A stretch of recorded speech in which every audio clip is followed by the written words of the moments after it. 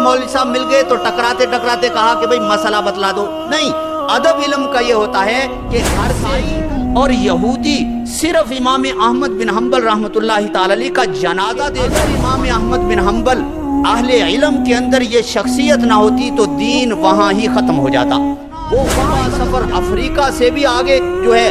इतना लंबा सफर करके आया हूँ सिर्फ आपसे हदीसें हासिल कर। इमामों का इमाम है जिसकी तारीफ हम जैसे आदमी करने की तो बादशाह वक्त ने घर के अंदर नजरबंद कर दिया है कि अहमद बिन हम्बल कोई किसी से किसी को पढ़ा नहीं सकता। बकी इब्न मखलद अल अंदलसी, ये एक अंदलस स्पेन जिसको कहते हैं, वहां से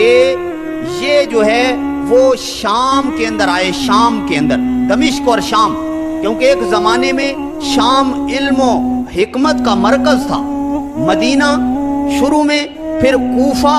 जो है इल्म हिकमत का मरकज रहा, फिर दमिश्क और शाम, वहाँ मुहद्दिसीन इमाम अहमद बिन हम्बल रहमतुल्लाहि ताला अलैह वहाँ रहा करते थे। यहया इब्न माइन जो इल्म और हदीस के इमाम गिने जाते हैं, वो वहाँ रहते थे। कहते हैं बकी इब्न मखलद अल अंदलसी कहते हैं मैं शाम के अंदर गया, शाम के अंदर, और मैंने जाकर इमाम अहमद बिन हम्बल का पूछा कि इमाम अहमद बिन हम्बल कहाँ हैं। बतलाया गया कि उनको तो बादशाह वक्त ने घर के अंदर नजरबंद कर दिया है कि अहमद बिन हम्बल कोई किसी से किसी को पढ़ा नहीं सकता, किसी से गुफ्तगू नहीं कर सकता, घर के अंदर जो है वो बंद है।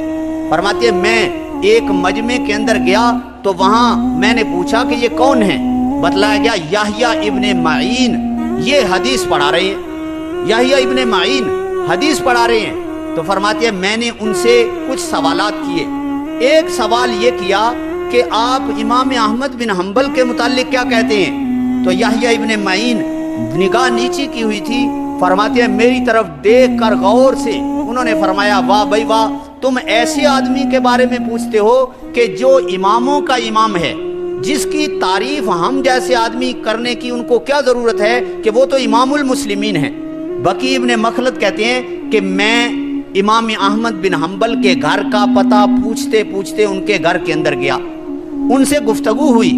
उनको बतलाया कि हजरत मैं जो है अंदलस से आया हूँ, इतना लंबा सफर अफ्रीका से भी आगे जो है, इतना लंबा सफर करके आया हूँ सिर्फ आपसे हदीसें हासिल करने के लिए, सीखने के लिए। तो इमाम अहमद बिन हम्बल रहमतुल्लाहि ताला अलैह ने फरमाया भाई तुम्हें पता है मुझे तो नजरबंद कर दिया गया है, मुझे तो पढ़ाने की इजाजत नहीं। लेकिन उन्होंने कह दिया कि बकी इब्न मखलद कहते हैं कि हजरत मैं यहाँ एक मुसाफिर हूँ, मुझे कोई नहीं जानता। ऐसा होगा कि मैं सुबह सुबह आया करूँगा, सुबह सुबह आया करूँगा, अपना हुलिया बदल कर और अपने हाथ पे लाठी पकड़कर और सर पर एक गंदा सा कपड़ा बांधकर मैं भीख मांगने के जो है वो अंदाज से आपके दरवाजे पर आकर जो है वो भीख मांगा करूंगा, आपके दरवाजे पर आकर। और जब मैं आवाज दूं तो आपने दरवाजा खोल देना है, आप अंदर मुझे ले जाएं और मुझे रोजाना 2, 4, 10 हदीसें बयान कर दिया करें। इसी तरह जो है वो मैं आपसे जो है वो सीखता रहूंगा। फरमाते हैं मैं रोजाना इसी तरह एक कपड़ा, गंदा कपड़ा अपने सर पर लपेट लेता और लाठी पकड़ लेता और उस गली में जहां इमाम अहमद बिन हम्बल रहमतुल्लाहि ताला अलैह का घर था वहां आवाजें लगाना शुरू कर देता कि अल अजरु रहिमकल्ला। उस वक्त मांगने वाले ये अल्फाज बोला करते थे। तो इमाम अहमद बिन हम्बल रहमतुल्लाहि ताला अलैह अपना दरवाजा खोल देते थे और मुझे हदीसें सुनाते। फिर जमाना बदल गया, जमाना बदल गया, वो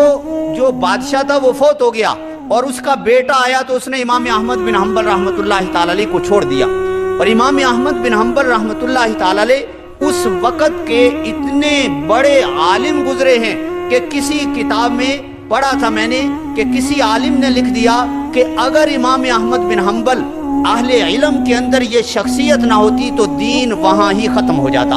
वो वहाँ ही ख़त्म हो जाता। क्योंकि ये वो बंदा था जिसने बादशाह वक़्त के सामने ललकार कर फरमाया था कि कुरान अल्लाह की मखलूक नहीं है, कुरान अल्लाह की सिफत है और मैं इसी पर जो है वो फतवा देता हूँ। और लिखा है किताबों में कि इमाम अहमद बिन हम्बल रहमतुल्लाहि ताला अलैह को ऐसे کوڑے مارے جاتے تھے، کوئی 7 کوڑے روزانہ بادشاہ وقت مارتا تھا کہ اس میں ایک کوڑا بھی اگر اونٹ کو بھی لگے تو اونٹ بھی دوڑنا شروع کر دے، اتنا امام احمد بن حنبل رحمۃ اللہ تعالی علیہ کو روزانہ جو ہے وہ مار پڑتی تھی۔ اور امام احمد بن حنبل رحمۃ اللہ تعالی علیہ اس کے باوجود فرمایا تھا کہ آج تو مجھے کوئی نہیں جانتا، لیکن جس دن میرا جنازہ اٹھے گا اس دن پتہ چلے گا کہ اہل علم کون ہوتے ہیں اور اہل بدعت کون ہوتے ہیں، اس دن پتہ چلے گا۔ اور امام احمد بن حنبل رحمۃ اللہ تعالی علیہ کا جس دن جنازہ اٹھا، نقض المنطق لابن تیمیہ نے کتاب لکھی ہے، اس میں لکھتا ہے کہ 15,000 لوگ امام احمد کے جنازے کے اندر فوت ہو گئے تھے، کہ اتنا رش تھا امام احمد بن حنبل رحمۃ اللہ تعالی علیہ کے جنازے میں، اور ہزاروں لوگ عیسائی اور یہودی صرف امام احمد بن حنبل رحمۃ اللہ تعالی علیہ کا جنازہ دیکھ کر مسلمان ہو گئے تھے۔ اور اتنی تعداد تھی کہ لکھا ہے کہ درختوں تک لوگ چڑھ گئے تھے صرف امام احمد بن حنبل کو جو ہے وہ دیکھنے کے لیے، اور جنازہ صبح سے گھر سے نکلا تھا اور شام تک وہ قبرستان میں نہیں پہنچ سکا تھا، اتنا بڑا جو ہے وہ جنازہ امام احمد بن حنبل رحمۃ اللہ تعالی علیہ کا ہوا۔ اس طریقے سے بقی ابن مخلد الاندلسی نے حدیثیں امام احمد بن حنبل سے حاصل کی، اور امام احمد بن حنبل جب چھوٹ گئے اور پھر اپنے درس میں بیٹھ گئے اور دور دور سے لوگ حدیثیں حاصل کرنے کے لیے آتے تھے، تو امام احمد بن حنبل رحمۃ اللہ تعالی علیہ جب بقی ابن مخلد کو دیکھتے تو فرماتے اس کو آگے آنے دو، پھر واقعہ بیان کرتے کہ یہ وہ آدمی ہے کہ جس نے اس طریقے سے مجھ سے جو ہے وہ علم حاصل کیا۔ علم کی طلب کے اندر نکل کر جو ہے وہ اس کو حاصل کرنا، یہ علم کا ایک ادب ہے۔ یہ ادب نہیں ہے کہ راستے میں مولوی صاحب مل گئے تو ٹکراتے ٹکراتے کہا کہ بھئی مسئلہ بتلا دو، نہیں، ادب علم کا یہ ہوتا ہے کہ گھر سے نکل کر چل کر آؤ اور پھر وہاں علم حاصل کرو، یہ علم کے اندر برکت ہوتی ہے، اور اسی علم کو جو ہے وہ برکت کہتے ہیں۔ اسی لیے امام راضی نے جہاں موسیٰ علیہ السلام کا واقعہ ہے اس کی تفسیر میں امام راضی نے فرمایا جس بندے نے علم میں مشقت نہیں برداشت کی ہوتی اس کے علم میں کوئی برکت نہیں ہوتی، اس کے علم میں جو ہے وہ برکت ہی نہیں ہوتی۔